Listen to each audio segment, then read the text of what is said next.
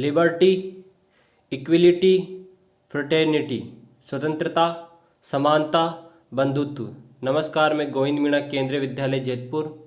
इस वीडियो में हम क्लास 9 का चैप्टर 1 जो हिस्ट्री का है, द फ्रेंच रिवोल्यूशन, फ्रांसीसी क्रांति को स्टडी करेंगे।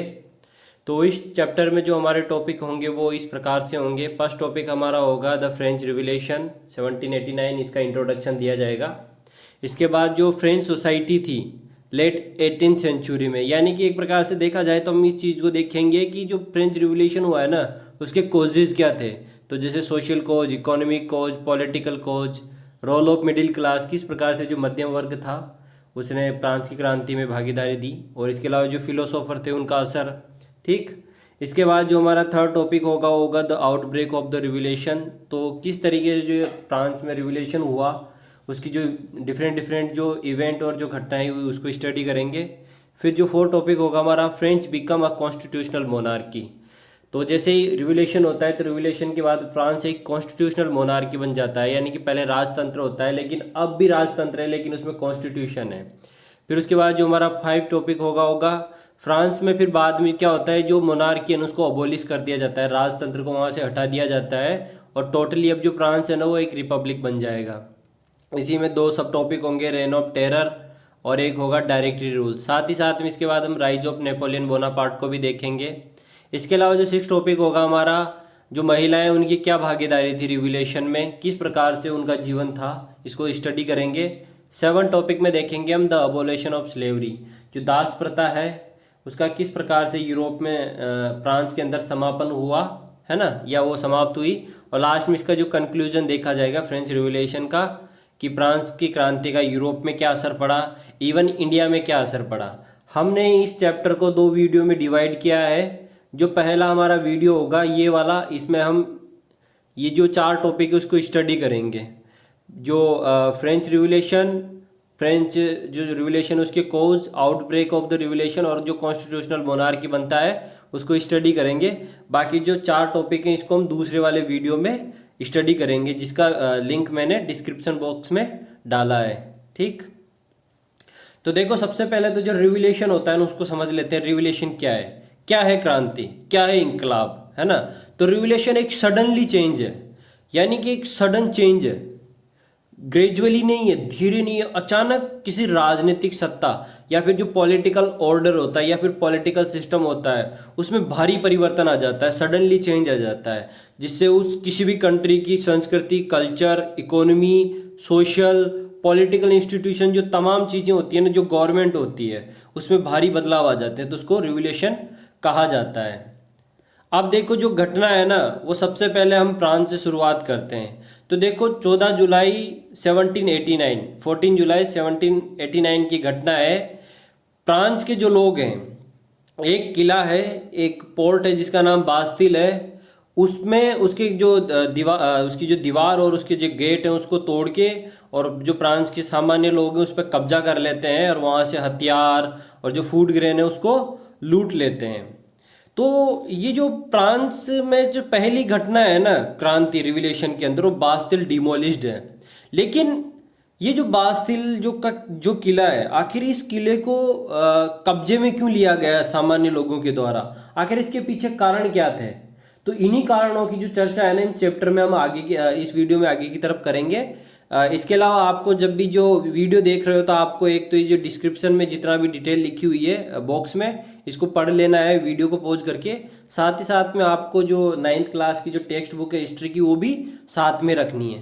ठीक, तो बास्तिल डिमोलिश्ड हुआ, यानी बास्तिल का पतन आखिर क्या हुआ 14 जुलाई 1789 को। ऐसा क्या हुआ कि लोगों ने इस जो किले इसको कब्जे में ले लिया, यहाँ से जितने भी हथियार थे, यहाँ पे जो फूड ग्रेन था उसको लूट लिया।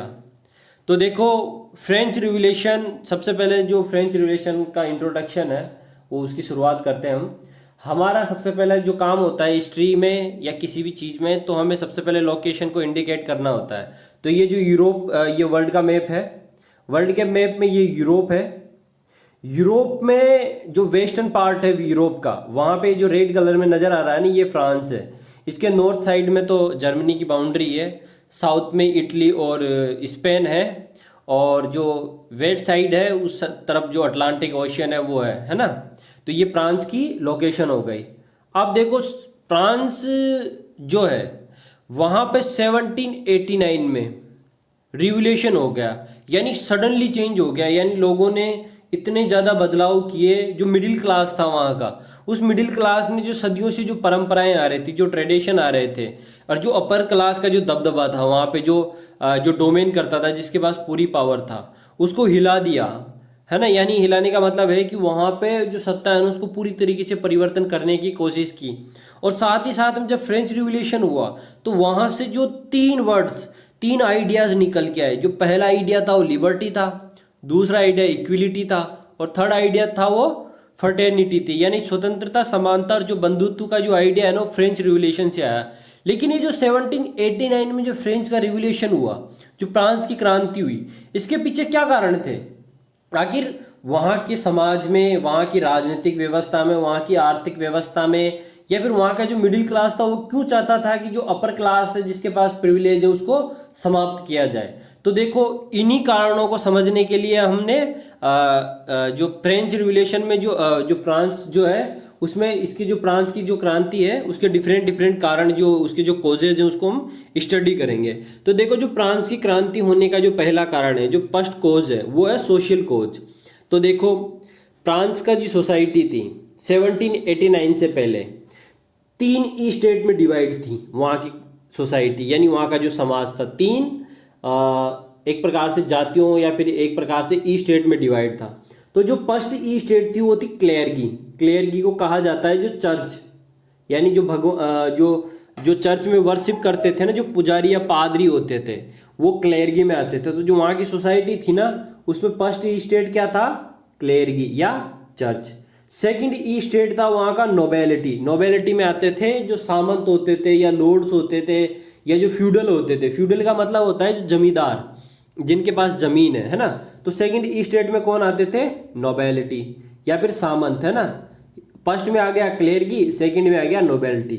जबकि जो थर्ड स्टेट था, थर्ड स्टेट में फ्रांस के बिग बिजनेसमैन, मर्चेंट, ऑफिशियल, जो किसान थे, कलाकार थे, या फिर जो छोटे फार्मर या जो फिर लेबर थे ना, वो सब किस में आते थे? थर्ड ई स्टेट में। यानी फ्रांस का जो समाज था वो तीन ई स्टेट में डिवाइड था। जैसे हमने इंडिया की जो हिस्ट्री पढ़ी, एंशिएंट हिस्ट्री पढ़ी, मेडिवल हिस्ट्री पढ़ी, मॉडर्न हिस्ट्री पढ़ी, तो हमने वर्ण व्यवस्था को स्टडी किया। भारत का जो समाज था वो कौन कौन से वर्णों में विभाजित था? सबसे टॉप में तो जो है ब्राह्मण वर्ग है, फिर सेकंड में क्षत्रिय, फिर थर्ड में वैश्य, और लास्ट में शूद्र। तो जिस प्रकार से भारत का समाज डिवाइडेड था भारत में, उसी तरीके से जो फ्रांस की सोसाइटी थी ना, वहाँ का जो समाज था वो कौन कौन से किस में डिवाइडेड था? थ्री ई स्टेट में। अब ये जो थ्री ई स्टेट है ना, इनको ओल्ड रिजीम कहा जाता है। यानी 1789 से पहले, फ्रांस की क्रांति होने से पहले, समाज का जो वर्ग था ना वो तीन ई स्टेट में डिवाइड था। ये जैसे तीन ई स्टेट में डिवाइड था ना, अब देखो सबसे बड़ी बात क्या आती है?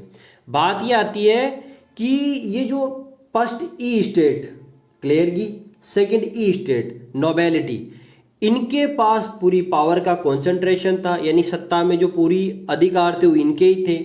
इकोनॉमिक पावर इनके पास थी, पॉलिटिकल पावर इनके पास थी, है ना। या फिर जो बर्थ प्रिविलेज होते हैं, यानी जैसे जन्म के आधार पर किसी को कोई अधिकार मिलता है, जैसे कि राजा का बेटा राजा बनेगा, तो ये क्या होता है? ये होता है बर्थ प्रिविलेज, यानी जन्म विशेषाधिकार। तो इन लोगों के पास थे, फर्स्ट और सेकंड नोबेलिटी के पास। जबकि जो थर्ड स्टेट के लोग थे ना, इनके पास ज़्यादा अधिकार नहीं थे। तो इस तरीके जो फ्रांस था उसके वो किस तीन ई स्टेट में डिवाइडेड था। ठीक, अब क्या था? देखो जो फर्स्ट टू क्लासेस थे, जो पहले दो थे ना, एक तो था क्या था? क्लेरगी, और दूसरा नोबेलिटी। इनके पास बर्थ बेस्ड प्रिविलेज थे। साथ ही साथ में जो ये कभी भी टैक्स नहीं देते थे, यानी फर्स्ट स्टेट और जो सेकंड स्टेट है ये कभी भी टैक्स नहीं लेते थे, ये उल्टा थर्ड स्टेट के लोगों से टैक्स लेते थे। अब देखो ज़्यादातर पूरा जो टैक्स है ना वो कौन दे रहे हैं? थर्ड स्टेट के लोग। ये जो लोग हैं ना थर्ड स्टेट के लोग, ये सारे लोग जो है ना ये क्या दे रहे हैं? टैक्स दे रहे हैं फ्रांस के अंदर। जबकि फर्स्ट स्टेट और सेकंड स्टेट के लोग बिल्कुल भी टैक्स नहीं ले रहे। अब ये थर्ड स्टेट के जो लोग हैं ना, ये दो टाइप के टैक्स दे रहे हैं। एक तो सीधा क्लेयर की चर्च को दे रहे हैं, और एक दे रहे हैं नोबेलिटी को, यानी सरकार को। यानी कि जो थर्ड स्टेट के लोग हैं ना, दो टाइप के टैक्स दे रहे हैं। अब देखो, जो चर्च को टैक्स दे रहे हैं ये लोग, वो है तीथी। जो तीथी चर्च किसको दिया जा रहा है? चर्च को, है ना। जबकि जो टेले है, टेले किसको दिया जा रहा है? किंग को, या फिर जो नोबेलिटी है उसको। यानी एक प्रकार से देखा जाए तो कुल मिला के जो तीन स्टेट में डिवाइडेड है फ्रांस की सोसाइटी, फर्स्ट क्लेयर्गी, सेकंड नोबेलिटी और थर्ड ई स्टेट में। पर जो थर्ड स्टेट के लोग हैं ना, उनके पास कोई प्रिविलेज नहीं है। सारे टैक्स वो किसको दे रहे हैं? फर्स्ट स्टेट और सेकंड ई स्टेट को। ठीक देखा जाए तो ये जो क्लेयर्गी और जो नोबेलिटी है, इनकी पॉपुलेशन पूरे फ्रांस में ओनली 10% है। यानी पूरे फ्रांस में जो उनकी आबादी है ना, वो कितनी है? सिर्फ 10%। लेकिन उनके पास जो लैंड होल्डिंग है, यानी फ्रांस का जितनी भी जमीन भूभाग है, उसका 60% इनके पास है। जबकि थर्ड स्टेट के जो लोग हैं ना, उसमें 90% लोग हैं, लेकिन उनके पास कितनी सी जमीन है? 40%। तो एक प्रकार से इकोनॉमिकली भी देखा जाए तो जो थर्ड स्टेट के लोग हैं वो काफी बैकवर्ड हैं। अब देखो, समाज में जब इस प्रकार के विभाजन होते हैं, जब किसी एक particular group, society, caste, religion का इस तरीके से शोषण होता है, तो वो चाहता है कि उसको उसके अधिकार मिले। तो फ्रांस में जो थर्ड स्टेट है ना, वो अब कहीं ना कहीं इस व्यवस्था से परेशान है। यानी कि जो ओल्ड रिजीम है, यानी कि ये जो तीन स्टेट में डिवाइडेड है, वो चाहता है कि अब इसमें बदलाव हो। तो पहला कारण क्या हो गया हमारा? सोशल कोज, सामाजिक कारण हो गया। ठीक, इसके बाद देखो जो सेकंड कोज है हमारा, वो है इकोनॉमिक। तो जो इकोनॉमिक में क्या होता है कि जब 1789 का समय आता है फ्रांस के अंदर, तो फ्रांस के अंदर भी इंडस्ट्रियलाइजेशन होना शुरू हो जाता है। यानी कि देखो, यूरोप में ही दुनिया में सबसे पहले इंडस्ट्रियलाइजेशन शुरू हुआ, यानी औद्योगिकीकरण। औद्योगिकीकरण का मतलब है कि जो ट्रेडिशनल काम है, जो उद्योग धंधे, उसकी जगह मशीनें ले रही है और काम जल्दी हो रहा है, तो इसको इंडस्ट्रियलाइजेशन कहा जाता है। तो जैसे ही फ्रांस में 1789 का समय आता है, तो फ्रांस में भी इंडस्ट्रियलाइजेशन का दौर धीरे धीरे शुरू हो जाता है। अब फ्रांस में इस समय में क्या होता है, जो पॉपुलेशन है ना, वो 23 मिलियन से बढ़ के कितनी हो जाती है? 28 मिलियन। लेकिन इनकी आबादी तो बढ़ती है, लेकिन इनको उतना वर्क और पैसा नहीं मिलता है। तो इससे क्या होता है कि तो जो फ्रांस में ये जो पॉपुलेशन बढ़ी, तो एक प्रकार से पॉपुलेशन बढ़ेगी तो डिमांड भी बढ़ेगी। अब डिमांड प्रोडक्ट में भी बढ़ेगी और साथ ही साथ में जो फूड ग्रेन्स है ना, उनके लिए भी डिमांड बढ़ेगी। लेकिन जो मोस्ट ऑफ आपने यहाँ पे देखा, जो ज़्यादातर जो ज़मीन थी वो किसके पास थी? नोबेलिटी और चर्च के पास। और वो क्या करते थे? इन लोगों को अनाज नहीं देते थे। दूसरा, साथ ही साथ में वहाँ पे अकाल आ गया। उस साल पे अकाल आने से क्या हुआ कि जो खाने पीने की जो चीज़ें थी वो और ज़्यादा महंगी हो गई। दूसरा, जितने भी वहाँ के वर्कर थे, फ्रांस के जितने भी काम करने वाले लोग थे ना, उनके ऊपर 2-2, 3-3 टाइप के टैक्स लगे हुए थे। तो एक तो उनकी सैलरी नहीं बढ़ी, दूसरा पॉपुलेशन बढ़ गई तो रोजगार नहीं मिल रहा है, तीसरा वहां पे जो फूड ग्रेन है ना, उसकी कीमतें भी बढ़ गई। तो इससे क्या हुआ? सब्सटेंसेस क्राइसिस आ गया। यानी जो जरूरी आवश्यक आधारभूत वस्तुएं होती हैं, खाने पीने की या रहने जीने की जो वस्तुएं होती हैं, उनकी कीमत बढ़ गई। तो इससे भी क्या हुआ? जो फ्रांस के लोग थे ना, वो किससे परेशान हो गए? वहां के राजा से। ठीक, तो ये इकोनॉमिक कोज हो गया फ्रेंच रिवॉल्यूशन का। इसके बाद पॉलिटिकल कोज। देखो, राजनीतिक कारण में है कि 1774 में जो लुई 16 है, लुई 16वां क्या बनता है? फ्रांस का राजा। लेकिन वो वहां पे जब वो राजा बनता है ना, तो जो फ्रांस का राज खजाना है, जो राज्य खजाना है या फिर जो ट्रेजरी है, वो एम्प्टी होती है, वो खाली होती है। क्यों? क्योंकि क्या करते हैं कि एक तो मिसमैनेजमेंट होता है पूरी तरीके से फ्रांस का जो राजा है उसका। दूसरा क्या करते हैं कि दूसरे देशों में जब फ्रांस के युद्ध चलते हैं, या फिर इंग्लैंड देखो क्या है, फ्रांस का परंपरागत शत्रु रहा है। जैसे भारत और पाकिस्तान एक दूसरे के दुश्मन है ना, उसी तरीके से फ्रांस और जो इंग्लैंड थे उस जमाने में एक दूसरे के शत्रु थे। तो एक दूसरे के खिलाफ वो हमेशा लड़ते रहते थे। तो अमेरिका में उस समय में क्या था कि जो आज का अमेरिका है ना, यूएसए, वहां पे जो इंग्लैंड था उसका शासन था। तो जब अमेरिका में आज़ादी की लड़ाई चल रही थी उस समय में 1774 के आसपास, या फिर 1770 से लेके 1776 तक अमेरिका में आज़ादी की लड़ाई चली। तो फ्रांस ने क्या किया? अमेरिका को आज़ाद कराने के लिए और इंग्लैंड को वहाँ से हराने के लिए अपनी आर्मी को फ्रांस के अंदर भेज दिया। सॉरी, अमेरिका के अंदर भेज दिया। जब अमेरिका के अंदर फ्रांस ने अपनी आर्मी को भेजा ना, तो इससे काफ़ी नुकसान हुआ, काफ़ी जो पैसा था ना वो वहाँ पे लग गया फ्रांस का। तो इससे भी जो अमेरिका था ना, फ्रांस था ना, वहाँ पे खजाने की कमी हो गई। तो इससे क्या हुआ, जो फ्रांस का राजा था ना उसने ज़्यादा से ज़्यादा टैक्स लेना लोगों से शुरू कर दिया। इसके अलावा देखो, अमेरिका में जो सोल्जर गए, अमेरिका आज़ाद हुआ था 1776, 4 जुलाई 1776 को अमेरिका आज़ाद हुआ था। और अमेरिका को आज़ाद कराने में जो फ्रांस के सोल्जर थे ना, जो सिपाही थे, उनका काफ़ी बड़ा योगदान था, रोल था। तो जब वो लोग वापस इंडिया में आए, इंडिया में नहीं, फ्रांस के अंदर आए, कहाँ के, फ्रांस के सैनिक अमेरिका से, तो वो आज़ादी के विचार लेके आए, क्योंकि वहाँ पे फंडामेंटल राइट्स मिल गए थे लोगों को। पहली बार जो मौलिक अधिकार थे ना अमेरिका के लोग, उनको आज़ादी मिल गई थी और अधिकार मिल गए थे। तो उन्होंने ये जो आइडियाज़ थे ना अमेरिका के, वो फ्रांस के अंदर स्प्रेड किए, फ्रांस के अंदर भी उनको फैलाया, ठीक ना। इसके अलावा अब क्या होता है कि ये जो जब यहाँ पे जो राजस्व, जो राज खजाना है फ्रांस की सरकार का या राजा का, तो खाली होने से क्या होता है कि जो फ्रांस का राजा है ना, वो जो थर्ड स्टेट के लोग हैं इनके ऊपर और ज़्यादा टैक्स इम्पोज्ड करना चाहता है, यानी ज़्यादा टैक्स लगाना चाहता है, और वो लगा भी देता है। तो जैसे ये लगाते हैं ना, तो लोग उससे क्या होते हैं, परेशान हो जाते हैं और बगावत कर देते हैं, यानी रिवोल्यूशन कर देते हैं। तो इस तरीके से हमारा जो पॉलिटिकल कोज भी कंप्लीट हुआ फ्रांस रिवोल्यूशन का, ठीक। इसके बाद आता है रोल ऑफ मिडिल क्लास। अब देखो, जो 18th सेंचुरी थी ना फ्रांस के अंदर और यूरोप के अंदर, तो एक नया सोशल ग्रुप जो था ना वो इमर्ज हो रहा था, सामने आ रहा था, और वो था मिडिल क्लास।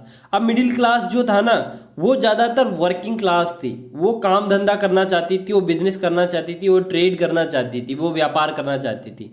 लेकिन उसके सामने जो सबसे बड़ी प्रॉब्लम थी ना, वो थी ओल्ड रिजीम।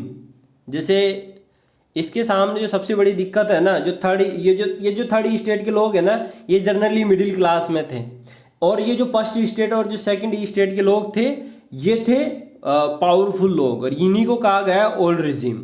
तो ये सबसे बड़ी चैलेंज थे। कौन, जो पुराना सिस्टम था ना, वो किन के लिए चैलेंज था, जो नया मिडिल क्लास उभर रहा था, क्योंकि नया मिडिल क्लास जो था वो व्यापार करना चाहता था, ट्रेड करना चाहता था। लेकिन जो ओल्ड रिजीम थी, यानी जो क्लेयरगी, फर्स्ट स्टेट और सेकंड स्टेट यानी नोबेलिटी, ये कभी भी इनको व्यापार नहीं करने देना चाहती थी। क्यों, क्योंकि ये पूरा जो पावर है, पूरी इकोनॉमिक पावर, पूरी पॉलिटिकल पावर किसके हाथ में रखना चाहते थे ये लोग, अपने हाथ में। तो ये जो चीज़ थी ना, मिडिल क्लास को बिल्कुल भी बर्दाश्त नहीं थी। ये चाहते थे कि इन्हें भी व्यापार करने की आज़ादी हो फ्रांस के अंदर, ये चाहते थे कि इनके भी फंडामेंटल राइट्स हो, जैसे अमेरिका में है या फिर दूसरे अमेरिका में है। तो ये भी चाहते थे कि जो फर्स्ट स्टेट और जो सेकंड स्टेट है ना, उनके बराबर इनके फंडामेंटल राइट्स हो। साथ ही साथ में ये चाहते थे कि जिस प्रकार से इनके पास प्रिविलेज्ड हैं, फर्स्ट स्टेट और जो सेकंड स्टेट के लोग हैं उनके पास प्रिविलेज्ड है ना, तो उतने ही प्रिविलेज्ड इनको भी मिले। तो इस तरीके से जो थर्ड ये जो मिडिल क्लास था, मध्यम वर्ग था, एक प्रकार से एजुकेटेड था, और ये चाहते थे कि सबको इक्विलिटी मिले, है ना। यह एक प्रकार से ये यही चाहते थे कि इनको भी ट्रेड करने का मौका मिले, इनको भी मैन्युफैक्चरिंग करने का मौका मिले। और ये तभी संभव था, ये तभी पॉसिबल था जब फर्स्ट स्टेट और जो सेकंड स्टेट के लोग हैं ना, वो इनको पावर दे, और वो बिना रिवोल्यूशन के संभव नहीं था। तो जो मिडिल क्लास था ना, वो भी बदलाव चाहता था फ्रांस के अंदर। तो ये रोल ऑफ मिडिल क्लास हो गया।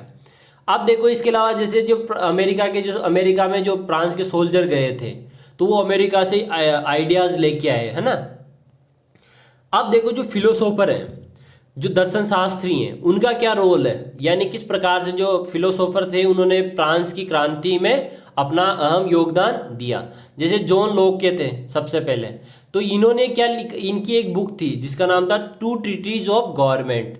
इन्होंने उसमें लिखा कि जो राजा होता है, जो शासक होता है, वो एब्सोल्यूट राइट नहीं होते उसको, या फिर एक प्रकार से वो भगवान का रिप्रेजेंटेटिव नहीं होता है। मतलब क्या होता था कि जो फ्रांस था या फिर जो पूरा यूरोप था, वहाँ पे जितने भी राजा थे ना, वो अपने आप को जो गॉड होता है, जो भगवान होता है, उसका रिप्रेजेंटेटिव बताते थे, और उसके नाम पे शासन करते थे। किस पे?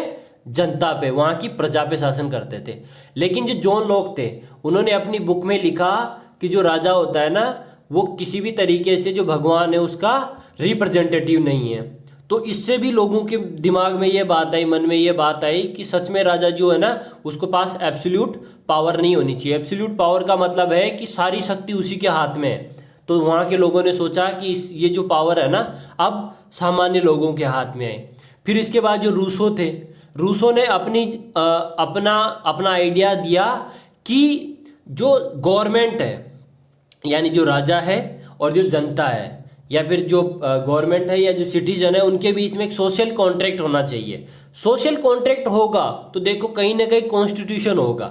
यानी कि जो रूसो था वो बात करता था कि कॉन्स्टिट्यूशन होना चाहिए किनके बीच में, जनता के बीच में और प्रजा के बीच में, या फिर सरकार के बीच में, या फिर नागरिक के बीच में।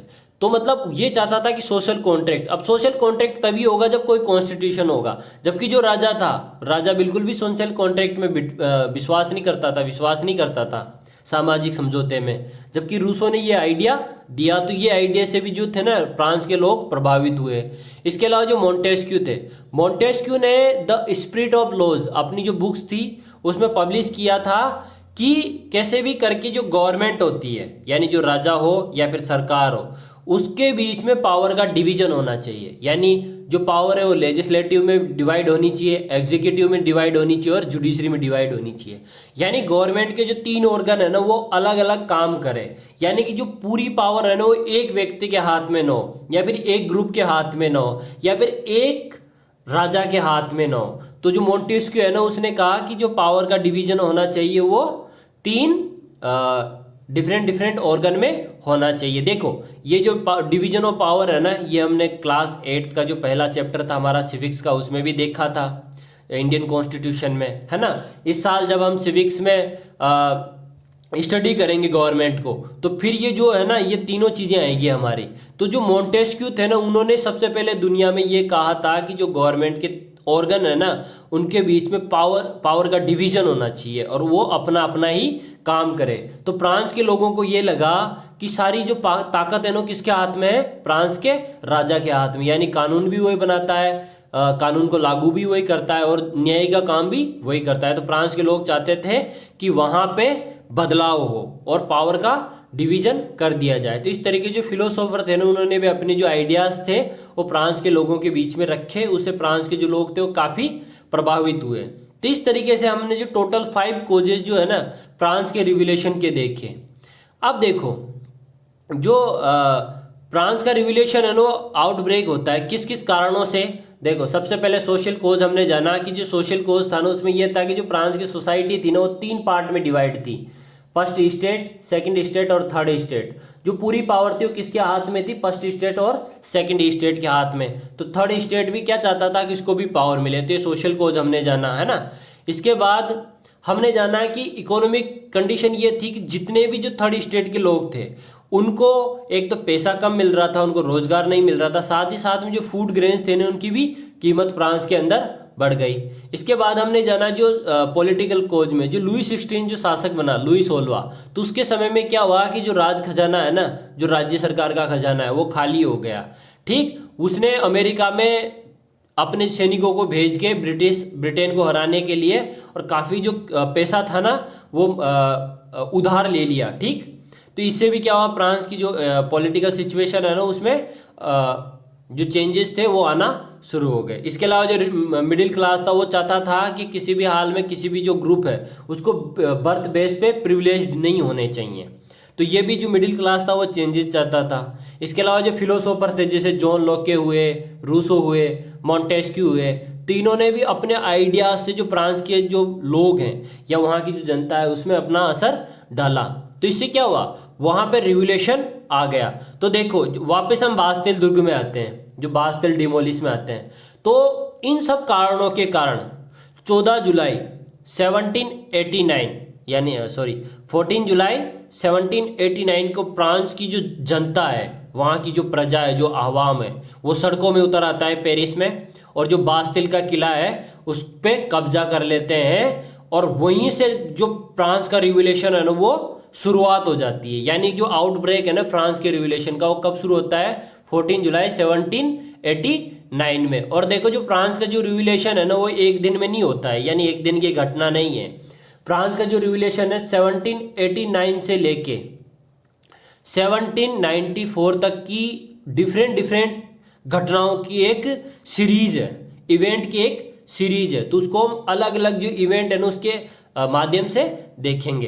तो देखो फ्रांस में जो रिवोल्यूशन है ना उसका आउटब्रेक कैसे होता है। तो आप सभी को पता है कि जब लुई 16 शासक बनता है तो जो फ्रांस है ना उसका जो राज खजाना है, जो ट्रेजरी है, वो खाली हो जाती है। तो फ्रांस का जो राजा है ना वो क्या करता है, वहाँ की जो असेंबली है थर्ड स्टेट से जो मिलकर बनती है उसकी एक मीटिंग बुलाता है और उससे जो नए टैक्स होते हैं वहाँ की जनता में लगाने के लिए, उसके लिए उसको बुलाता है। लेकिन अब देखो जब इस मीटिंग को बुलाता है तो जो नए टैक्स है ना वो किसके ऊपर लगाए जाते हैं, थर्ड स्टेट के लोगों के ऊपर। तो देखो थर्ड स्टेट के लोगों के ऊपर एक तो टैक्स लगाया जा रहा है, किसके द्वारा, फर्स्ट स्टेट और सेकंड स्टेट के द्वारा।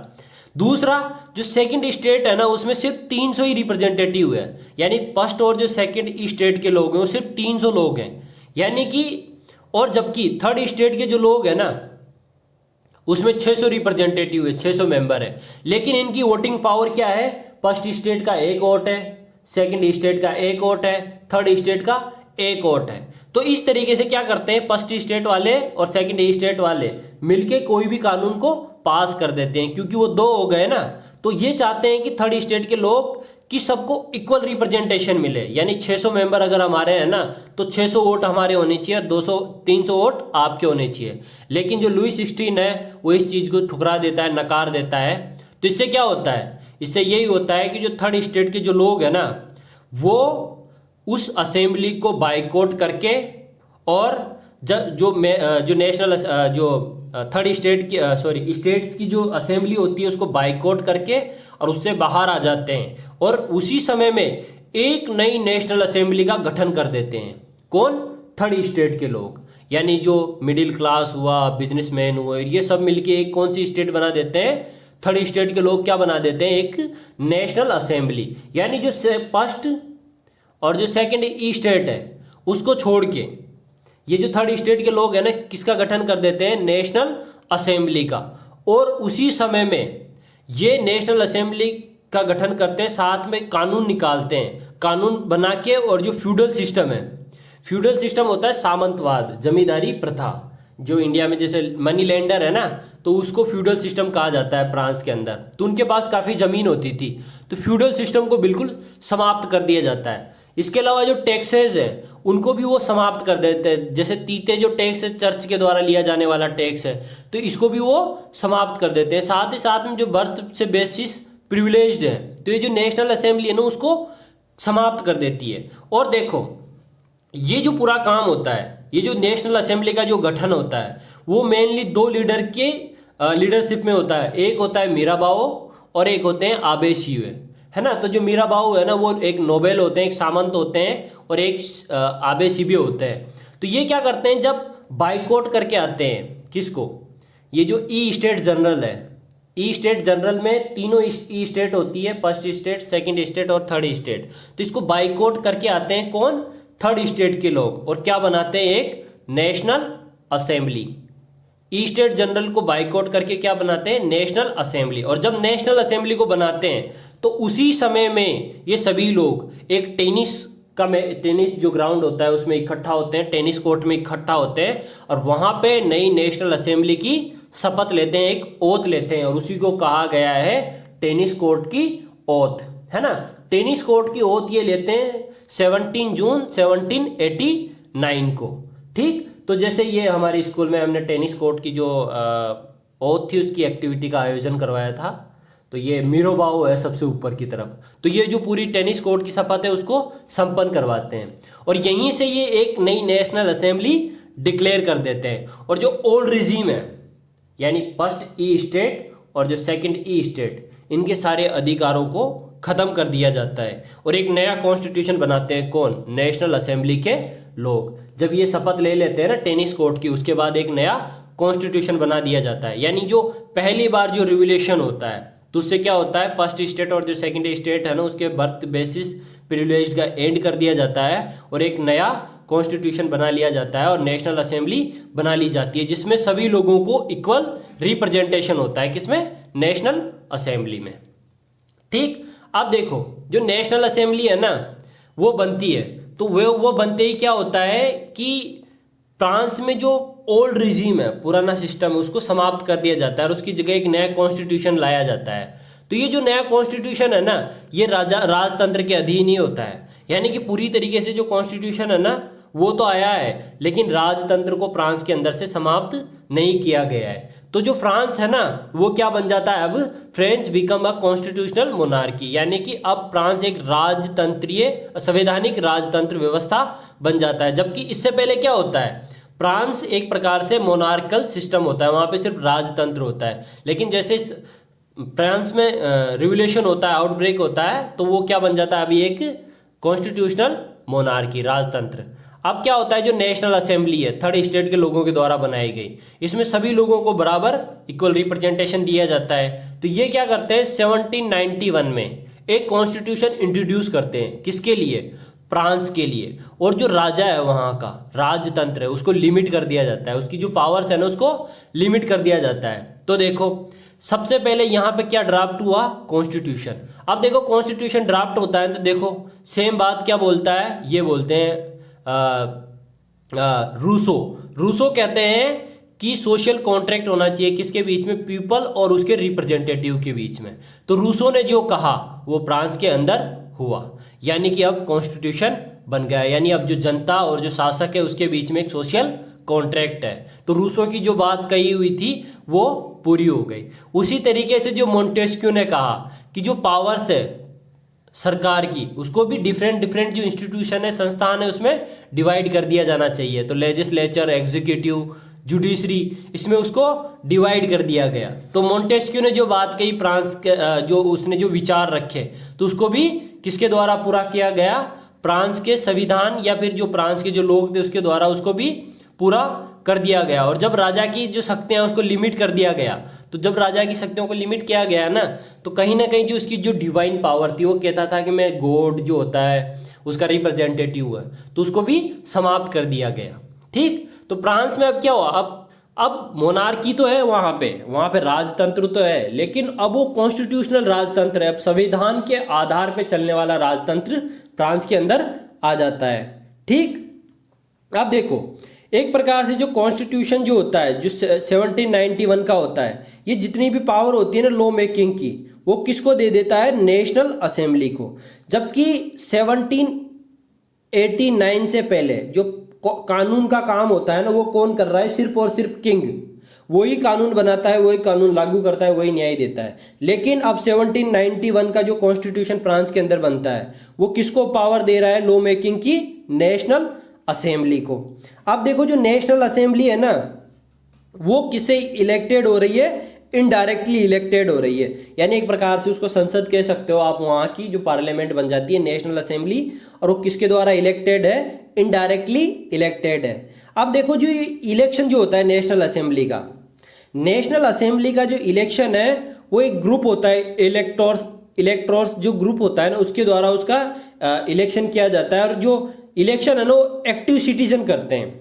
अब देखो जब फ्रांस में रिवोल्यूशन हुआ, तो रिवोल्यूशन होने के बाद जो फ्रांस है ना उसमें एक्टिव सिटीजन और पैसिव सिटीजन भी आए। यानी कि देखो जो एक प्रकार से ये जो 1789 में जो रिवोल्यूशन होता है ना ये सिर्फ मिडिल क्लास का रिवोल्यूशन है, और इसमें जो पावर आई है ना वो मिडिल क्लास के हाथ में ही आई है। अभी भी जो सामान्य जनता है ना, सामान्य नागरिक है, जो बिल्कुल वर्किंग क्लास है, पीजेंट है, फार्मर है, उनके पास ज्यादा पावर नहीं आई है।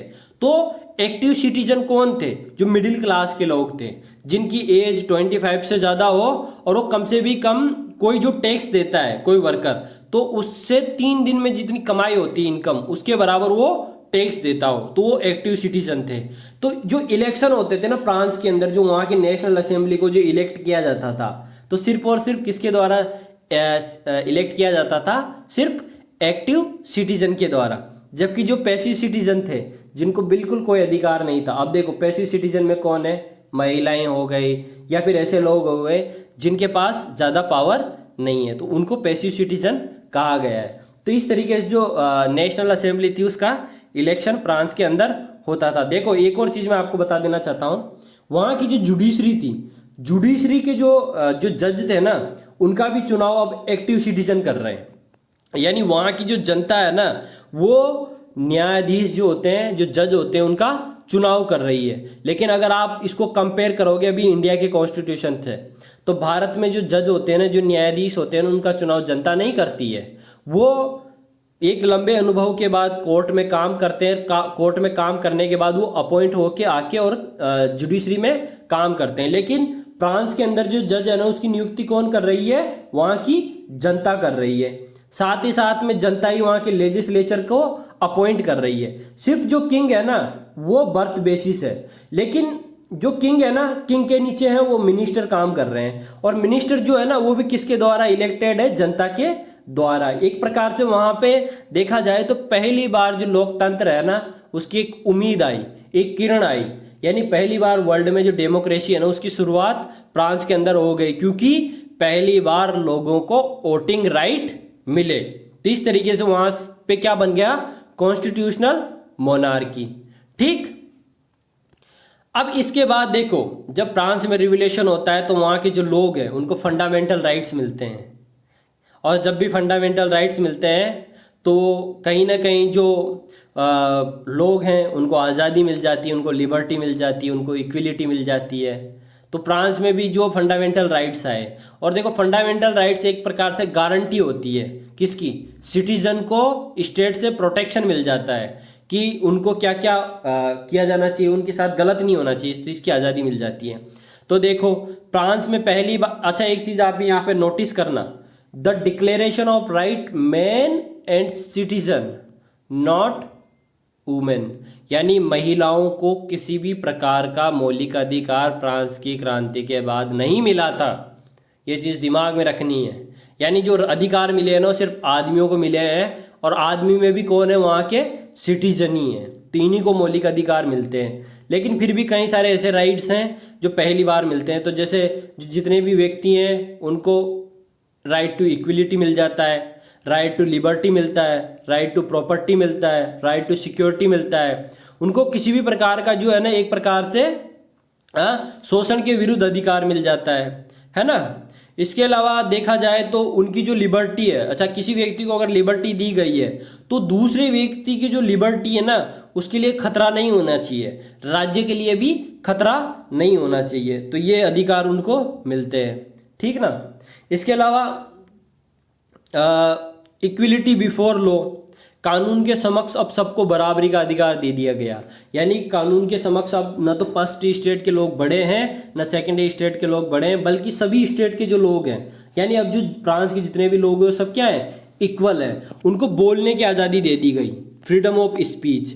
अब फ्रीडम ऑफ स्पीच मोनार्की में कभी भी नहीं होता है, उनको बोलने की आज़ादी नहीं होती है। लेकिन फ्रांस के अंदर अब फ्रीडम ऑफ स्पीच मिल गया, राइट टू लाइफ का अधिकार मिल गया, फ्रीडम ऑफ ओपिनियन, अपनी राय रखने का अधिकार फ्रांस के अंदर अब मिल गया। ठीक। इसके अलावा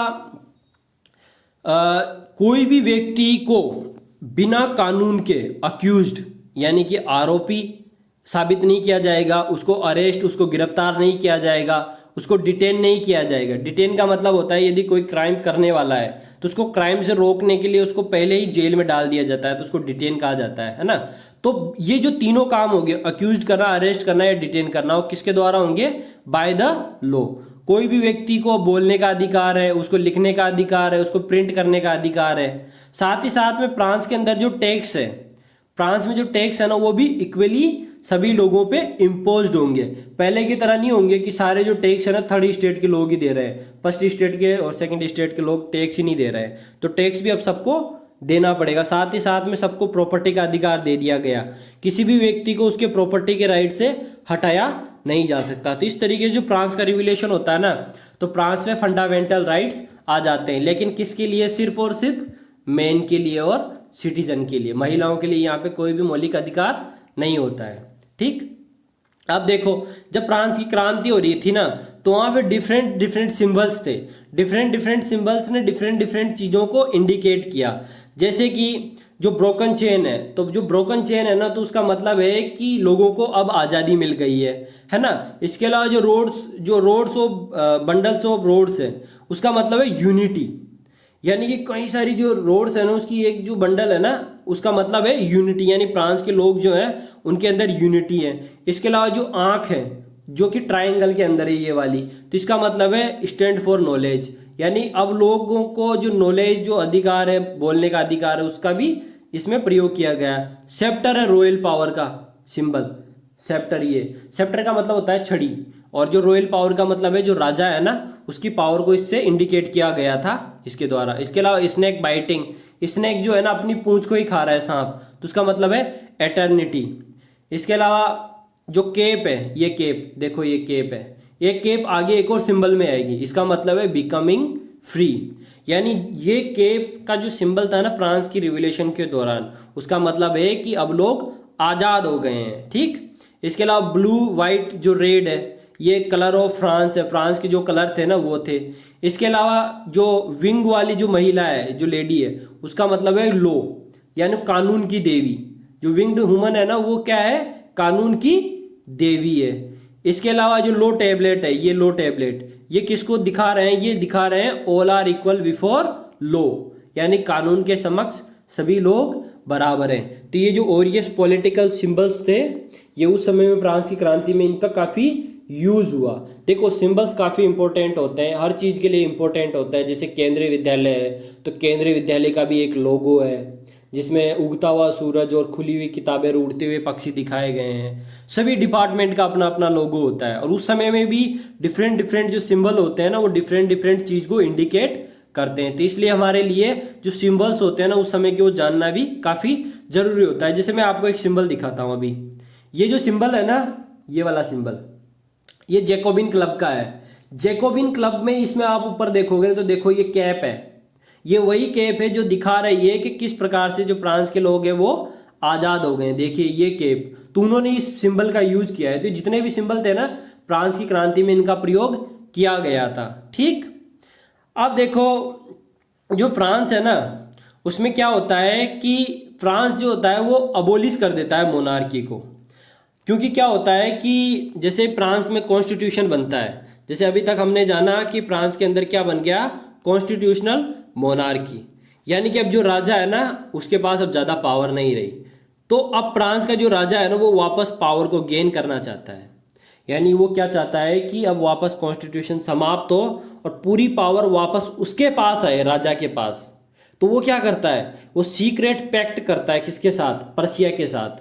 पर्शिया नेबर कंट्री है, जो कि एक वर्तमान में जो जर्मनी है ना उसका ही पुराना नाम पर्शिया है। साथ में उसके पड़ोस में एक और नेशन है ऑस्ट्रिया। 3 देशों के साथ वो क्या करता है, सीक्रेट पैक्ट करता है। और फ्रांस के अंदर जो घटनाएं हो रही हैं, जिस तरीके से डेमोक्रेसी का इवोल्यूशन हो रहा है, डेमोक्रेसी का डेवलपमेंट हो रहा है, लोकतंत्र का विकास हो रहा है, तो पड़ोसी जो देश हैं पर्शिया, ऑस्ट्रिया, यहाँ के राजतंत्र भी चिंता में होते हैं कि कहीं ऐसा ना हो जाए कि हमारे देश के अंदर भी रिवोल्यूशन आ जाए। तो वो भी इस चीज़ से परेशान है। तो वो भी क्या चाहते हैं कि फ्रांस के अंदर कैसे भी करके जो आइडियाज़ है ना रिवोल्यूशन के या फिर लोकतंत्र के, इनको दबाया जाए। तो इस चीज़ का पता नेशनल असेंबली को भी होता है। देखो 2 पार्टियां हैं, पहला तो लुई 16 क्या है, फ्रांस का राजा है। दूसरी नेशनल असेंबली है, किसकी, फ्रांस की। और नेशनल असेंबली के अंडर ही कौन आता है, लुई 16 कॉन्स्टिट्यूशन के अंडर। तो क्या करती है जो नेशनल असेंबली है ना, इन दोनों देशों के खिलाफ वॉर का डिक्लेरेशन कर देती है। किसके खिलाफ, पर्शिया के और ऑस्ट्रिया के खिलाफ, है ना। तो इससे क्या होता है कि जो लुई 16 है ना वो सीक्रेट पैक्ट कर लेता है। तो इसका पता किसको लग जाता है, नेशनल असेंबली को। और वो क्या करती है, नेशनल असेंबली लुई 16 को गिरफ्तार करती है और गिरफ्तार करके उसकी हत्या कर देती है। फ्रांस में क्या होता है, नेशनल असेंबली जो लुई 16 है उसको गिरफ्तार करती है और उसकी हत्या कर देती है। और अब जो राजा है उसको सत्ता से उखाड़ के हटा दिया जाता है और पूरी तरीके से अब जो फ्रांस है ना वो एक रिपब्लिक बन जाता है, गणतंत्र बन जाता है। यानी अब राजा बिल्कुल भी नहीं है, कॉन्स्टिट्यूशनल रिपब्लिक वहाँ पे इस्टेब्लिश हो जाता है। यहीं से इस कहानी को हम अगले वाले वीडियो में फिर से दोबारा शुरू करेंगे। तो एक बार जो हमने इस वीडियो में पढ़ा है उसको हम रिवीजन कर लेते हैं। बिल्कुल ये जो वीडियो है ना, जो सेकंड पार्ट होगा हमारा इस चैप्टर का, उसमें हम इसको यहीं से वापस शुरू करेंगे और वहाँ पे फिर रिवीजन भी करेंगे। तो पहले एक बार जो हमने इस वीडियो में जो स्टडी किया है उसको एक बार रिवीजन कर लेते हैं। ठीक, तो देखो सबसे पहले हमने जो रिवोल्यूशन है उसको जाना कि रिवोल्यूशन क्या होता है। रिवोल्यूशन एक सडन चेंज होता है, जैसे पॉलिटिकल पूरा ऑर्डर बदल देता है, पूरा पॉलिटिकल सिस्टम बदल जाता है। उसके बाद हमने जाना कि फ्रांस में 14 जुलाई 1789 में बास्तिल जो दुर्ग है पतन है उसका किला उसका पतन हो जाता है, उस किले का ढहा दिया जाता है और लोग उस पर कब्जा कर लेते हैं। अब देखो फ्रांस की लोकेशन हमने जानी, तो यूरोप में फ्रांस है, तो ये फ्रांस की लोकेशन हमने जानी। साथ ही साथ में 1789 में जो फ्रांस की क्रांति वो सीरीज ऑफ इवेंट्स है, एक दिन में नहीं हुई फ्रांस की क्रांति, 6-7 साल तक कंटिन्यू एक प्रोसेस के रूप में फ्रांस की क्रांति चलती रही। यानी एक सीरीज ऑफ इवेंट्स है जिसमें मिडिल क्लास है ना, वो जो ओल्ड रिजीम है उसको हटा के और सबको इक्वल पावर दिलाने की कोशिश करता है। और इसके जो 3 वर्ड्स है सबसे फेमस वो है लिबर्टी, इक्वलिटी और फ्रेटर्निटी। ठीक, अब देखो जो फ्रांस की क्रांति होती है तो उसके कारण है, तो जो पहला कारण होता है वो सोशल कोज होता है। सोशल कोज में हमने जाना कि वहाँ की सोसाइटी 3 पार्ट में डिवाइड थी। First state clergy, second state nobility, third state जिसमें मिडिल क्लास के लोग थे। लेकिन जो पूरी पावर थी किसके हाथ में थी? फर्स्ट और सेकंड स्टेट के हाथ में। तो थर्ड स्टेट के लोग क्या चाहते थे? वो भी बराबरी चाहते थे।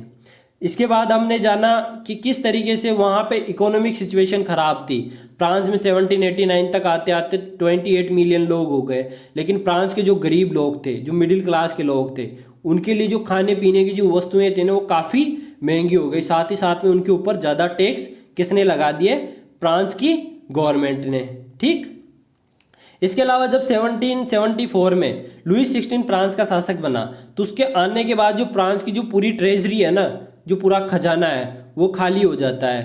तो इससे क्या होता है कि वो फ्रांस के जो लोग हैं उनके अंदर नए टैक्स इम्पोज करता है। साथ ही साथ में जो फ्रांस का राजा है ना वो मनी लेंडर्स जो होते हैं, फ्रांस के जो पैसे देने वाले जो लोग होते हैं उससे भी मनी उधार लेता है। तो उससे क्या होता है उनकी भी पावर बढ़ना शुरू हो जाती है। तो फ्रांस में एक प्रकार से पॉलिटिकल इनस्टेबिलिटी आ जाती है। ठीक, लुई 16 के आने के बाद। इसके बाद हमने मिडिल क्लास का रोल जाना। मिडिल क्लास एक प्रकार से एजुकेटेड क्लास था और वो चाहता था कि जो बर्थ बेसिस प्रिविलेज्ड है, जन्म के आधार पे जो विशेषाधिकार है उनका समापन हो और इनको व्यापार करने का, ट्रेड करने का, इनको काम धंधे उद्योग करने का पूरा अवसर और अधिकार मिले। तो ये भी रिवोल्यूशन, इनकी वजह से भी ये भी रिवोल्यूशन को चाहते थे। इसके अलावा जो डिफरेंट फिलोसोफर थे, जैसे इंग्लैंड के फिलोसोफर थे जॉन लॉके, रूसो थे जेनेवा के फिलोसोफर थे, मोंटेस्क्यू फ्रांस के फिलोसोफर थे। तीनों ने भी अपने आइडियाज जब फ्रांस के लोग यूरोप के अंदर फैलाए तो फ्रांस के लोगों पे इसका सबसे ज़्यादा असर पड़ा। और उन्होंने कहा कि जो राजा होता है ना वो एब्सोल्यूट पावर नहीं होता है, या फिर जो राजा और प्रजा के बीच में एक सोशल कॉन्ट्रैक्ट होना चाहिए और पावर का डिवीजन होना चाहिए। तो इन सब कारणों के कारण फ्रांस के अंदर रिवोल्यूशन शुरू हो गया। तो जब फ्रांस का राजा 1789 में जो ई स्टेट जनरल है, वहाँ की पुरानी जो ओल्ड रिजीम की संस्था है, इंस्टीट्यूशन, उसकी बैठक बुलाता है जिसमें तीनों स्टेट है, तो जो थर्ड स्टेट के लोग हैं ना उसको बाइकआउट कर देते हैं, उसका बहिष्कार कर देते हैं। और वहाँ से बाहर आके थर्ड स्टेट के जो लोग हैं एक नया संस्थान बनाते हैं पूरे देश के लिए और उसका नाम होता है द नेशनल असेंबली। और ये एक कानून बनाते हैं और कानून बना के वहाँ पे एक संविधान लागू कर देते हैं। कब?